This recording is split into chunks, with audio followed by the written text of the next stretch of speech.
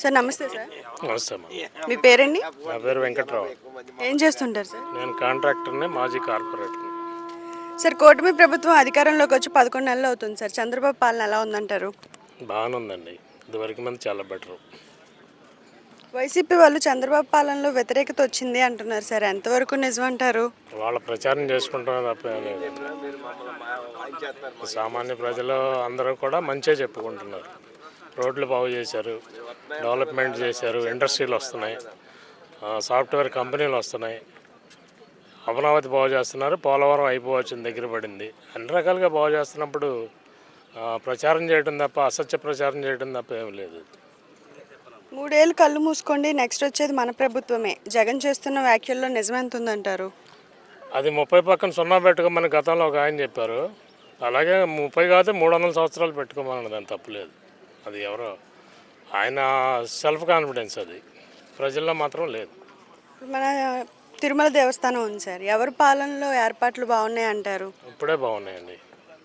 భోజనం ఏర్పాట్లు కానీ అక్కడ వసతులు కానీ ఇప్పుడే బాగున్నాయి. అప్పట్లో భోజనం బాగుండేది కాదు, కల్తీలు ఎక్కువ ఉండేవి. రైస్ ఏమో ముద్దలాగా ఉండేది, సాంబార్ కూడా నీళ్లు సాంబార్ పోసేవాళ్ళు. ఇప్పుడు చాలా బాగుంది ఫుడ్ ఐటమ్. వడ కూడా వేస్తున్నారు స్పెషల్గా, బాగుంది.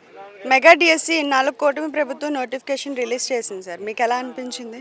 చాలా సూపర్ థింగ్ అండి. నిరుద్యోగులకి చాలా మంచి శుభవార్త అది. ఎప్పటి నుంచో నిరీక్షిస్తున్న ఉపాధ్యాయ చదువులు చదివిన వాళ్ళకి మంచి అవకాశం అండి ఇది వినియోగించుకుంటే. 5 ఏళ్ల పాలనలో వాళ్ళు ఏం చేయలేదు, విడుదల చేస్తా ఉన్నారు, అదిగో ఇదిగో అన్నారు తప్ప విడుదల చేసిందేం కనపడలే.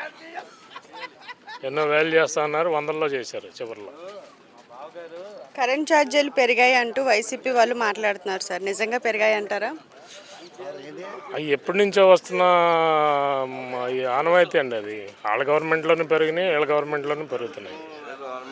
ఇప్పుడు ఏ గవర్నమెంట్లో అయినా పెరుగుతూనే తప్ప తగ్గింది లేదు. కరెంట్ ఛార్జీలు వీళ్ళు తగ్గిస్తామన్నారు కానీ మరి తగ్గించే అవకాశాలు ఉన్నాయో లేదో తెలియదు. ఎఫ్పిపి ఛార్జీలు అన్నీ ఎప్పటి నుంచో పెండింగ్లో ఉన్న ఛార్జీలు ఎక్కువ పడిపోతున్నాయి. వాటి వల్ల కరెంటు బిల్లు ఎక్కువ అనిపిస్తుంది. అంతే తప్ప ఏ గవర్నమెంట్ అయినా పెంచుతుందండి కరెంట్ ఛార్జీలు. ఆ గవర్నమెంట్ ఈ గవర్నమెంట్ అని కాదు. చంద్రబాబు పాలనలో పరిశ్రమలు పెట్టుబడులు వస్తాయని అంటున్నారు, నిజమేనా? వస్తున్నాయి కదండి, ఆల్రెడీ వస్తున్నాయి. ఇప్పటికే అన్నిటికీ శంకుస్థాపన చేశారు, ఇంకా వచ్చే ఉన్నాయి. కొన్ని కంపెనీలకి టీసీఎస్కి ల్యాండ్ కూడా ఇచ్చారు. వస్తాయండి త్వరలో. ఏలూరులో అసలు ఏమీ లేవు కదా సార్. ఒక ఐకాన్ కానీ ఒక పరిశ్రమ కానీ ఏమీ లేవు కదా. దాని సంగతి ఏంటంటారు? మన ఎమ్మెల్యే గారు, ఎంపీ గారు స్వయం కృషితో సాధిస్తామని చెప్తున్నారు. ఎంపీ గారు చాలా పట్టుదలతో ఉన్నారు ఏలూరు డెవలప్ చేయాలని. ఏలూరు మీద కాన్సన్ట్రేషన్ ఎక్కువ పెట్టారు ఎంపీ పుట్టా మహేష్ గారు. తీసుకొస్తారు, ఆయన కూడా ఇండస్ట్రీ తీసుకొస్తారని నమ్మకం ఉంది. ఐటీ మినిస్టర్ నారా లోకేష్ పాలన ఎలా ఉంది సార్? నారా లోకేష్ గారిదే జెంటిల్మెన్ పరిపాలన. అది జెంటిల్మెన్ అండి, ఆయన గురించి ఎక్కువ మాట్లాడలేదు. మహిళల కోసం Chandrababu work from home jobs కల్పిస్తామంటున్నారు. చంద్రబాబు గారు మరి జాబ్ ఇస్తారంటారా? చేపించవచ్చు. 11 నెలలే కదండి అయింది. ఇంకొక 4-5 నెలలు ఆగితే అవకాశాలు తీసుకొస్తున్నారు కాబట్టి సమకూరుతాయి. అమరావతి రాజధాని పనులు ఎలా ఉన్నాయంటారు సార్? అమరావతి శంకుస్థాపన చేస్తున్నారు కదండి ప్రధానమంత్రి మోడీని తీసుకొచ్చి. ఇప్పటికే జంగిల్ క్లియరెన్స్, కొన్ని రోడ్లు క్లియరెన్స్ అవన్నీ చేశారు. ఇంకొద్దిగా ఎక్కువ ల్యాండ్ పూలింగ్ చేసుకుంటున్నారు కొంత, ఇంకా అవసరమైంది.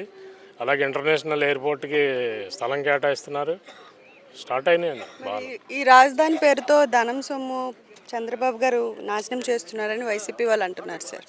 అది అభివృద్ధి చేస్తుంటే నాశనం అని ఎలా అనుకోవాలి? ఏమన్నా దొంగదారుల్లో తీసుకెళ్తున్నారా, లేకపోతే ఏం చేస్తున్నారు? అక్కడే ఉపయోగిస్తున్నారు కదా. 5 ఏళ్ల నుంచి జంగిల్ పెరిగిపోయింది, అడవి పెరిగిపోయింది. అడవి క్లీన్ చేయడానికే కొన్ని కోట్ల రూపాయలు అయినాయి.